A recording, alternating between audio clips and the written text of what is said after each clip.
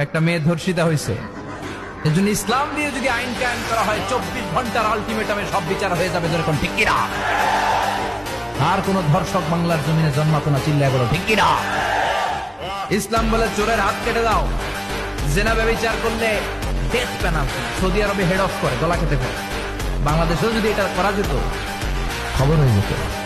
আর কোন ধর্ষক বাংলার জমিনে জন্মাতো না, চিল্লায় বলো ঠিক কিনা? আত্তাহিয়াতু লিল্লাহ ওয়াসসালাওয়াতু ওয়াত-তাইয়্যিবাত। আল্লাহ বলে আচ্ছা আমার প্রশংসা করছো, ঠিক আছে, খুশি হলাম, আর কিছু? তো বান্দা এবার বলে আল্লাহুম্মা সাল্লি আলা মুহাম্মদ ওয়া আলা আলি মুহাম্মদ, মানে পুরাটা আর কি। তো এবারে আল্লাহ বলে মাশাআল্লাহ, আমার বন্ধুর প্রতি দুরূদ পড়লা, আমি তাতেও খুশি হলাম, আর কিছু বলবা? তো এবার বান্দা বলে রব্বুল আলামিন, সেজদা দিয়ে আপনার কাছে আসলাম, আপনার প্রশংসা, আপনার বন্ধুর প্রশংসা করে আপনার খুশি অর্জন করলাম।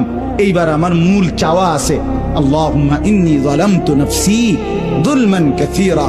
আমি না বড় বেশি নাফরমান মাওলা, আমার গুনাহ অনেক বেশি, আমার পাপ অনেক বেশি, আমি খুব বেশি গুনাহ করেছি, আর আপনি ছাড়া আমার মাফ করার কেউ নাই।